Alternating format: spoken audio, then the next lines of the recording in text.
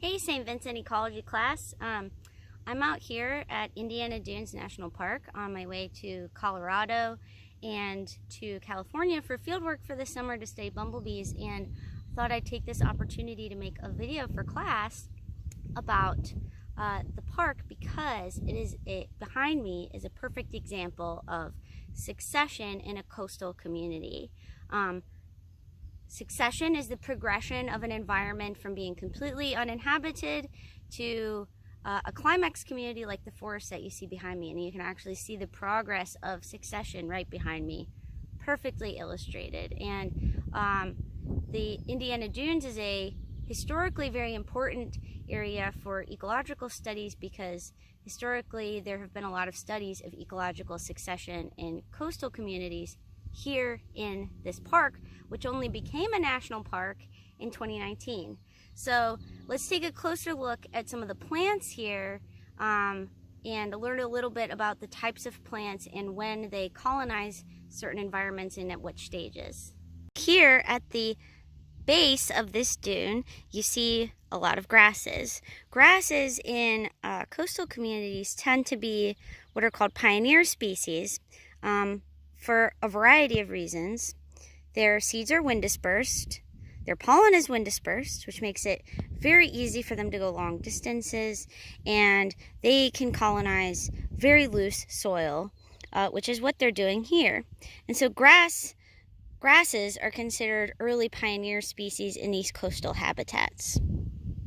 If you look on the side of this dune here, which I believe is called the Diana Dune, you can see some shrubs that have started to colonize the dune as well, in addition to grasses. So as those grasses provide stability to the dune, and also as they decay and provide nutrition to the soil, you'll start to see some mid-stage colonizers start to colonize the dunes. And then as you can see at the top, that is late stage climax of succession because you've got forest communities. Now, as you'll learn in my full lecture on succession, the climax of succession is a forest, and how that progresses to a forest depends on what type of ecosystem that you're in. Here, we're in coastal communities, so the early colonizers are grasses, but in other areas that are not near a coastline, but we're on a lake, that succession pattern might look a little different. But the climax is a forest that you see at the top of the dunes. Now,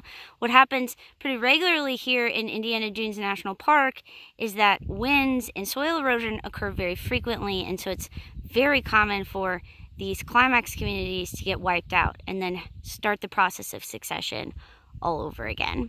So because sand is very loose and erosion is very, very likely, you're constantly seeing changes in sand dune communities like this one here in Indiana.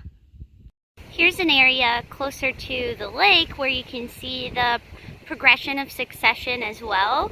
So you can see like the climax forest community there in the background, and then you see grasses up here in the front on the dune, and then you can see the early stages of succession here where the waves are constantly beating against the sand and constantly clearing them so that they're almost always in an early stage of succession, in contrast to these areas which have become stabilized by early pioneer species like grasses that stabilize the sand dunes with their roots, and then also in the process of decomp they add nutrition to the soil.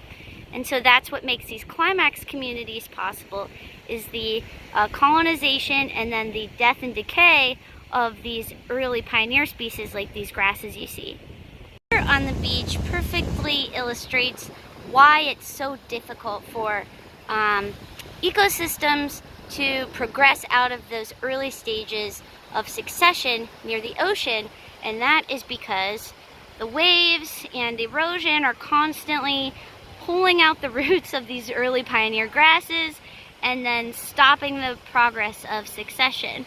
But you can see some trees have managed to root themselves here.